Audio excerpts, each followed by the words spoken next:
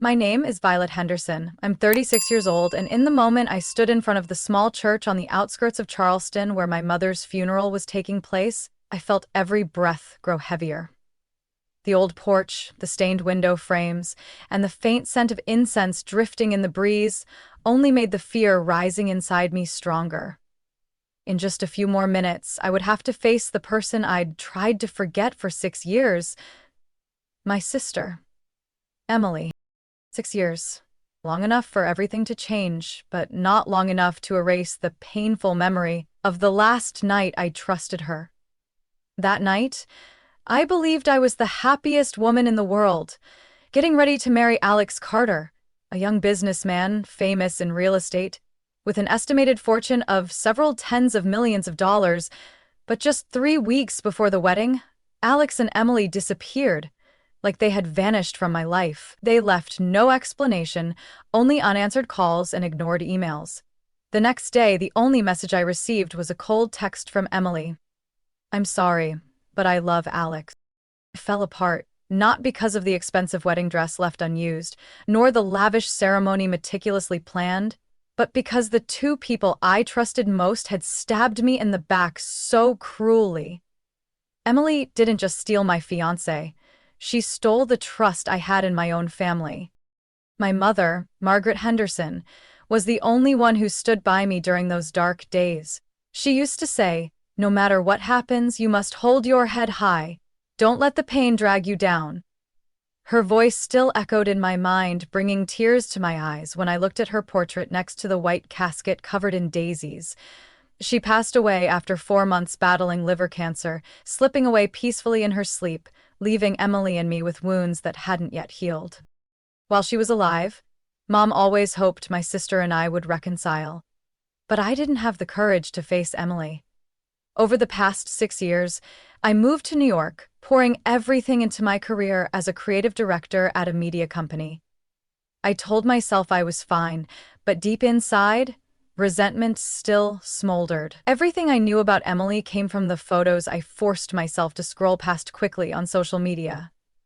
Her arm in arm with Alex at glamorous parties, flaunting a sparkling wedding ring on her finger, living the life that should have been mine. This morning, just as I stepped onto the stone steps leading to the church, the click of high heels echoed behind me, making me flinch. I turned around and my heart felt like it was being squeezed when I saw Emily stepping out of a sleek black SUV. She was still slender and beautiful, but there was a coldness in her demeanor that I didn't remember. Beside her, Alex stood tall and polished in a gray suit, his eyes betraying a flicker of unease when he saw me. I clenched my fists, my nails digging into my palms until it hurt, but I refused to bow my head. I whispered to myself, "I won't fall, Mom." Even though my heart felt like a tangled mess, I knew today wasn't just about saying goodbye to my mother. It was about confronting the ghosts of my past. Every eye in the church seemed to turn toward us when Emily and I unintentionally faced each other. No one spoke. The air was so thick it felt suffocating. I took a deep breath, telling myself this would be the first step to reclaim control over my life. Or to show Emily that the Violet from 6 years ago had died along with those humiliating tears. Flashing back 7 years, when I was 29, my life was nearly perfect. I had just been promoted to project director at a prestigious media company in New York, earning a stable income, surrounded by many friends. But my heart felt empty until the day I met Alex Carter at an art charity event hosted by a mutual friend. Alex walked into the ballroom, radiating magnetic confidence, his black hair neatly combed, his smile charming. I overheard whispers that he was the founder of a real estate investment group, once featured on Forbes 30 Under 30, with a fortune of tens of millions of dollars. When Alex approached, his eyes met mine and never left. He offered me a glass of white wine, we chatted about art, travel, and laughed together like we'd known each other forever. Just 3 months later, our relationship skyrocketed. Every weekend, Alex took me on getaways, one time a yacht trip in Chesapeake Bay, another a luxurious retreat in Vermont.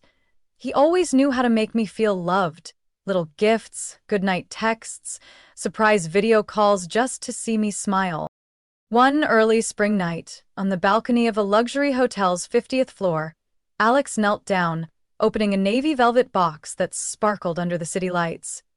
The 4.5-carat diamond ring left me speechless. He whispered, "Be my wife, Violet." I nodded without hesitation, happiness surging through me, making me believe fate had finally smiled on me. News of our engagement quickly spread among friends and family. My mother was overjoyed, and Emily, my sister, at first appeared so enthusiastic it surprised me. I thought maybe this was the chance for us to grow closer. Despite our lifelong tension because of Emily's jealousy, I still chose her as my maid of honor, trusting my mother's advice. Blood ties can't be severed, sweetheart. But as the wedding day drew closer, strange signs began to appear. Alex grew distant, constantly using work as an excuse to avoid me, repeatedly canceling late-night dates. His messages were curt and cold. Our phone conversations became awkward. Sometimes I heard a faint female voice on his end before the line went dead. I kept telling myself he was just stressed over an upcoming big investment deal. Emily also kept calling me, but only to ask tiny details about Alex's preferences. The kind of cake he liked, the brand of suits he ordered. She claimed it was to help me plan the perfect wedding, and I foolishly took it as genuine care. One afternoon, I borrowed Alex's car to pick up the wedding invitations. As I cleaned the passenger seat, I found a small pearl hair clip stuck under the floor mat. The same clip I knew well, because I had given it to Emily for her birthday last year. My heart clenched tight. That evening, when I handed the hair clip to Alex, he barely furrowed his brow before replying smoothly, "The other day I took Emily to try on her bridesmaid dress. She must have dropped it." I forced a smile and nodded, but suspicion was already rising inside me. I called Emily right after, and she gave me the exact same word-for-word explanation as Alex. The story was too perfectly aligned not to raise my alarm. That night, I tossed and turned until morning, drowning in doubts. I started secretly checking Alex's schedule and found gaps where he wasn't at the office like he said he was. When I questioned him, he either evaded or lashed out irrationally. The breaking point came one afternoon in May, when I brought lunch to Alex's office, hoping to surprise him. The receptionist gave me a quick, awkward glance as I walked by. I pushed open his office door, and the sight inside nearly stopped my heart. Emily was pressed up against Alex. The two of them wrapped around each other, their lips locked in a passionate kiss so deep they didn't notice me frozen at the doorway. The sharp click of the door closing snapped them out of it. Emily pulled away, her face flushed red, not with guilt, but with anger at being caught. Alex straightened his shirt, trying to regain his composure. "Violet, it's not what you think," he started. My voice was icy cold. "Then tell me, Alex, what exactly am I thinking?" Emily lifted her chin, eyes defiant. "You can't keep him forever, Violet. He deserves someone who understands him better." All my trust and hope shattered. I didn't even feel pain anymore, only emptiness. My eyes drifted to the engagement ring on my hand, the one that had once made me believe I was the luckiest woman alive. And I knew, in that moment, my life was about to take an entirely different turn. News of the canceled wedding spread like wildfire among my friends and coworkers. In just a few days, everything I had once been proud of, my thriving career, my fairy tale romance, came crashing down under the pitying and curious stares of everyone around me. I packed away the wedding dress, gifts, and half-finished invitations in the apartment I once thought would be our home. Every item felt like a knife twisting deeper into my wounds. Night after night, I curled up on the living room floor, the engagement ring discarded and rolling under the couch. The company was in the middle of a high-pressure project, but I no longer had the focus to create or lead. Meetings became torture. I kept making mistakes, earning repeated reprimands from my boss. Coworkers started whispering behind my back. Their words, "She's the one who got dumped before the wedding," strangling me every time I stepped into the elevator. When the project failed, I became the scapegoat. The HR director handed me a resignation letter, already printed with my name, just waiting for my signature. I didn't sign right away, but a week later, when I could no longer drag myself to the office, I finally set my pen down as if surrendering everything. I left New York that very night, driving straight to Boston where my mother lived. She welcomed me with open arms, her eyes red but her voice still gentle. "Come home to me, sweetheart." That one sentence cracked the wall I had built around my pain, and I broke down, sobbing like a child. The days after felt like I was a ghost. During the day, I sat staring at the rain outside my old bedroom window. At night, I flipped through old photos of Alex and me, closing them quickly because I couldn't bear to see his smiling face. Mom cooked my favorite meals and urged me to see a therapist, but I refused, thinking I could handle it alone. As I struggled through each day, Emily and Alex held a small but lavish wedding in Florida. They posed for photos on the beach, their radiant smiles plastered all over social media. The most painful part was seeing people who were supposed to attend my wedding now gleefully commenting, congratulating the happy couple. Mom was the one who kept me from sinking completely. She never told me to forget, but always listened to me cry, rant, and scream. One night, she sat next to me, held my hand tight, and said, "Violet, you can't live like this forever. See this as a chance to start over. Your life shouldn't be defined by someone who betrayed you." Her words lit the faintest spark of hope in me. I started applying for jobs, but companies in Boston weren't eager to hire someone who had just lost her job. I nearly gave up until I received an email from a former coworker suggesting I apply for a creative team lead position at our company's Seattle branch, a city I had never imagined moving to. Seattle was gloomy and rainy, but no one there knew me as the abandoned bride. In this new city, I had a chance to rebuild everything. The day I stepped off the plane in Seattle, I pulled my suitcase with trembling hands, a mix of fear and hope swirling inside me. I rented a small apartment overlooking Lake Union, threw myself into work, and poured every ounce of energy into each project like it was my only lifeline. In those first weeks, I still woke up every morning startled, feeling like the nightmare hadn't ended. But the work consumed me, and my coworkers were kind, never prying into my personal life. Slowly, I felt myself starting to stand up again, step by step. Meanwhile, rumors about Emily and Alex's marriage drifted back to me through Mom. She told me Emily kept posting pictures of lavish trips and parties with Alex online. But just a few months later, Mom heard that Alex's company was in financial trouble, forcing him to sell off assets to pay debts. The glamorous photos became scarce, replaced by vague posts hinting at exhaustion and hardship. Mom couldn't hide the spark of joy in her eyes every time I told her about my new job. "I'm so proud of you, Violet. No matter where you go, you're always strong." I knew that without her, I wouldn't have had the strength to stand up again. I still hadn't forgiven Emily, but I learned to channel my energy into myself instead of hatred. After a year in Seattle, I received an official offer for the creative director position, with a salary twice as high as my old one. I rented a bigger apartment and bought my first sofa with my own hard-earned money. In the evenings, I stood on my balcony, breathing in the scent of Seattle rain, watching the city lights shimmer on the lake. My heart still had cracks, but I knew I had started to heal. And I silently promised Mom, no matter what happens, the Violet of today will never be as weak as the Violet of the past.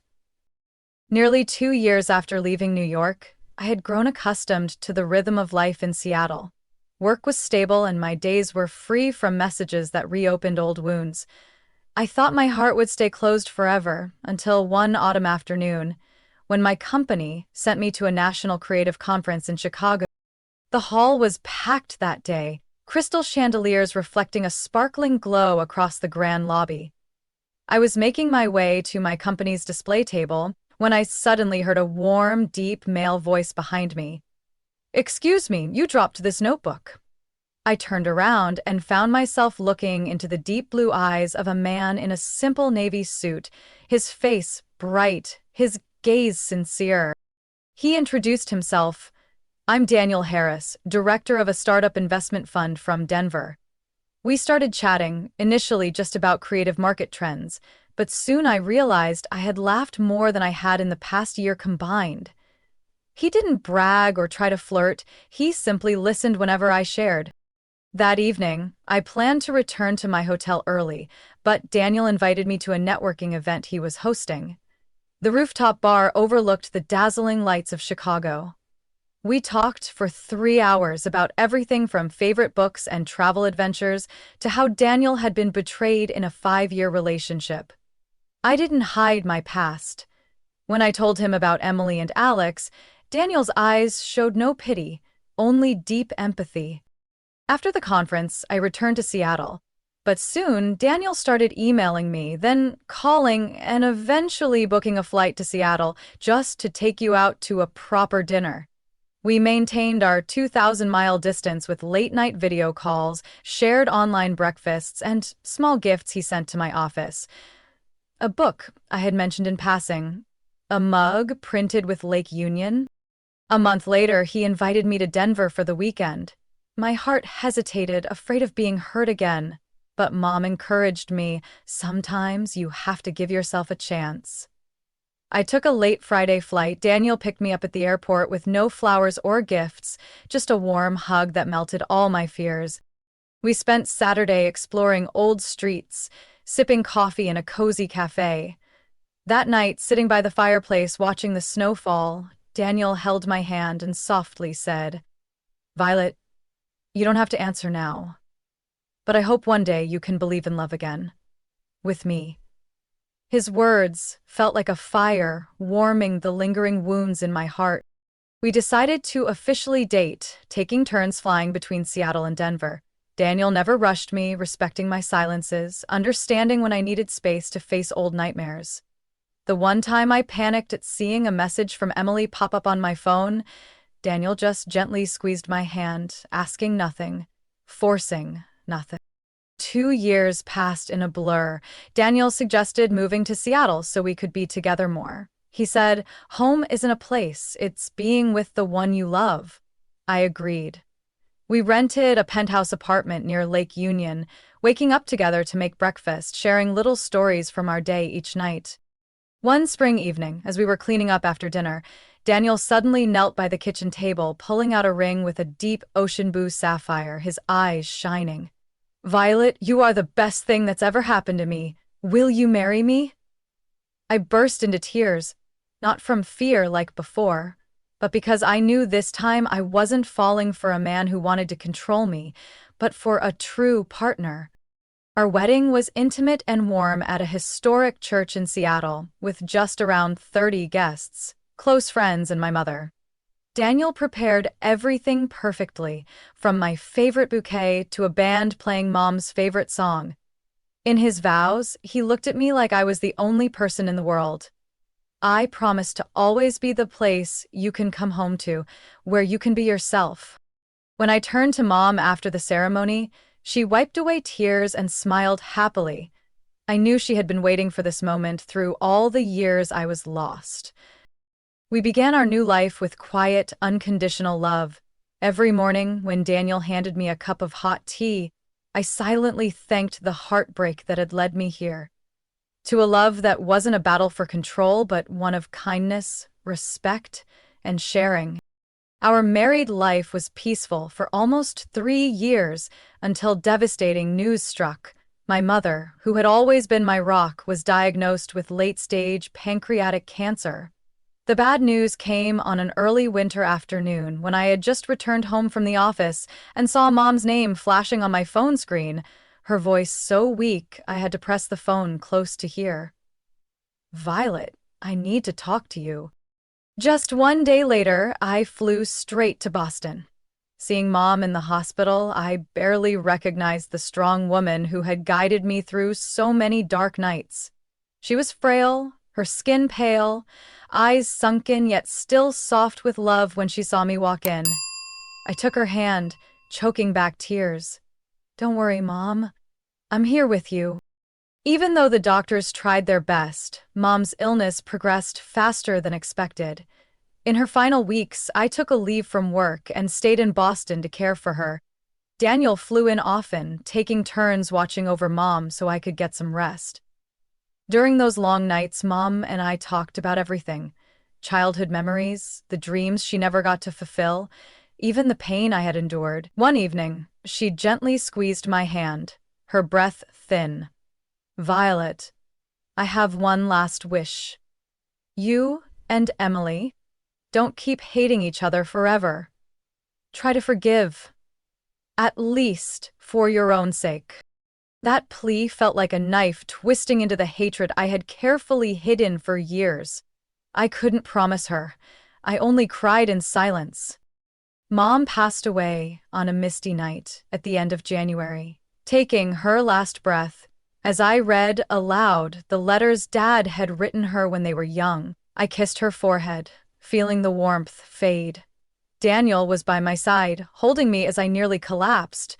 On the day of the funeral, the sky was gray, and the cold winter wind howled through the bare trees.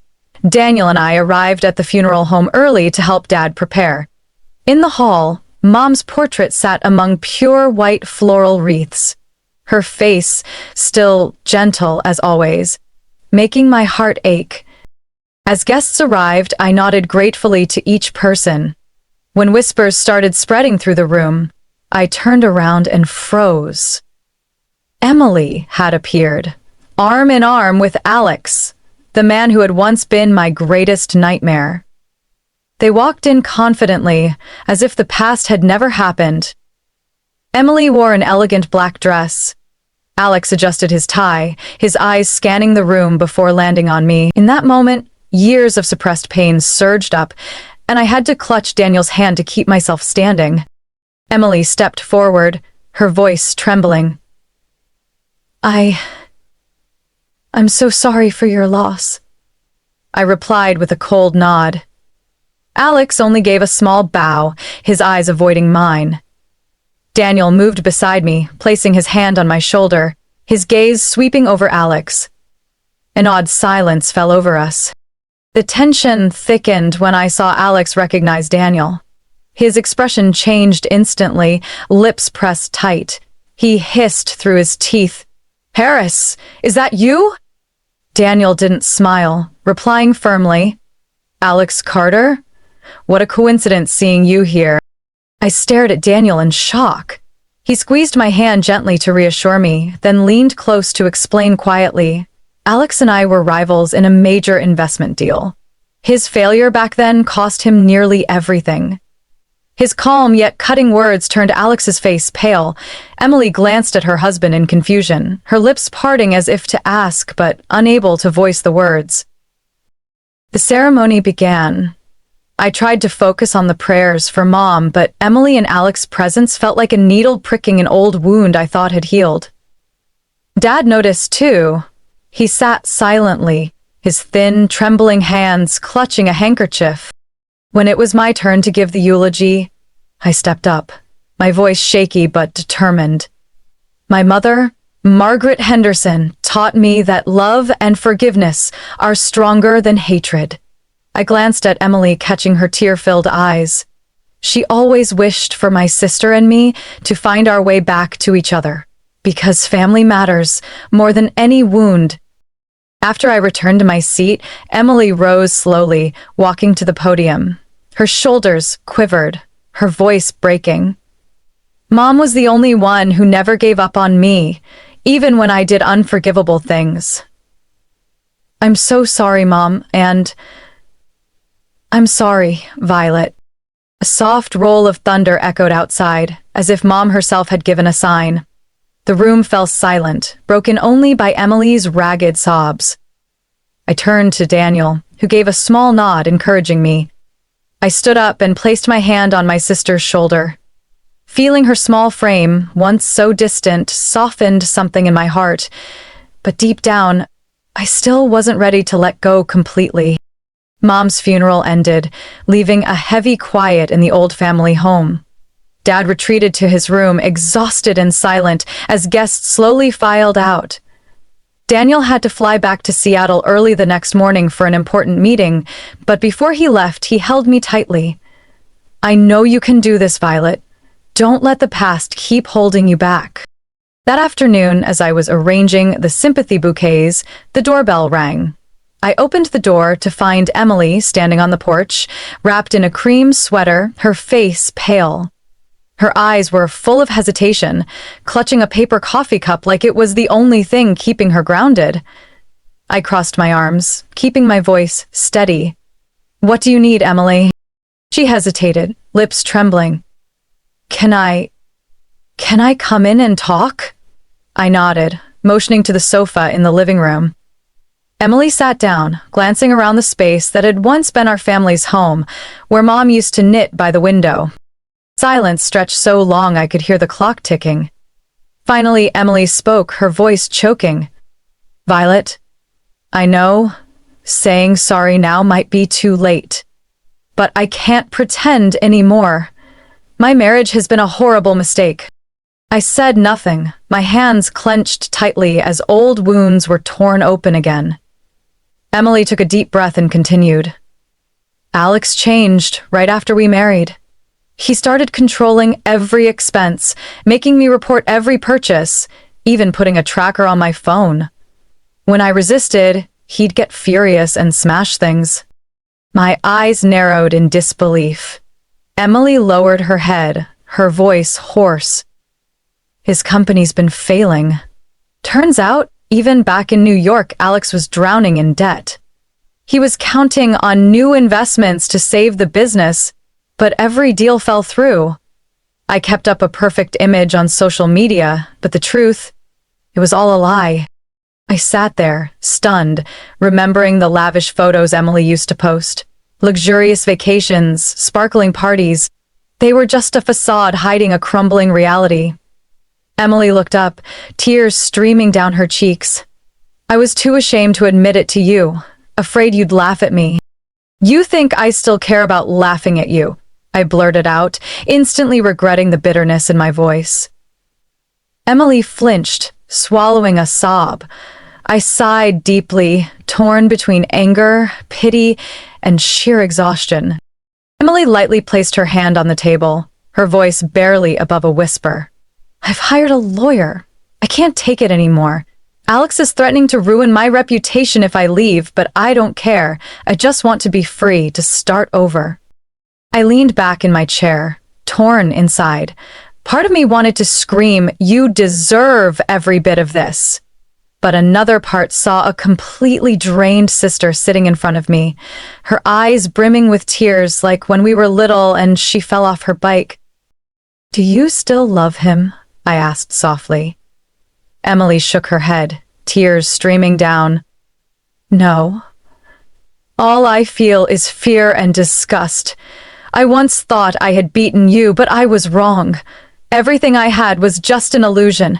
I envied you, because you were always strong, and I was so weak I destroyed my own life." The wind whistling through the window made me shiver. I remembered Mom's last words. Forgiveness isn't about whether they deserve it, but about setting yourself free. But forgiving was never easy. Emily grabbed my hand, her fingers ice cold. I don't expect you to forgive me right now. I just wanted you to know the truth.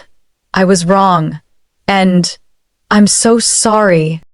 I looked deep into her tired eyes, and I couldn't see the proud girl she used to be. I only saw a woman broken by her own bad choices. My heart ached, not out of a desire for revenge, but because part of me still wished we could mend things for Mom. "What do you plan to do?" I asked. Emily wiped her tears. "I'm moving to a small apartment in Cambridge to start over. I've applied for a marketing position at a small company. I don't want to rely on anyone ever again." I nodded quietly. Silence settled over us, broken only by the sound of the storm outside. Finally, I placed my hand on her shoulder. "You know it won't be easy, but show Mom and yourself that you can change." A faint spark of hope lit up in Emily's eyes. We sat together, sharing a quiet moment after so many years apart, though the wounds were still far from healed. In the days following that tense conversation, Emily stayed at Dad's house with me, helping me finish the funeral arrangements and sort through the home where Mom had spent her life raising us. On the first morning, when I opened Mom's wardrobe, the faint scent of her perfume made my heart ache. Emily stood silently beside me, sometimes picking up a blouse and brushing it softly like she was afraid of crushing the memories. When I opened the last drawer, an old photo album fell out, its cover worn. We sat cross-legged on the floor, flipping through each page. There were pictures of Emily and me in princess dresses on our 5th birthday, summer picnics with Mom smiling brightly between us.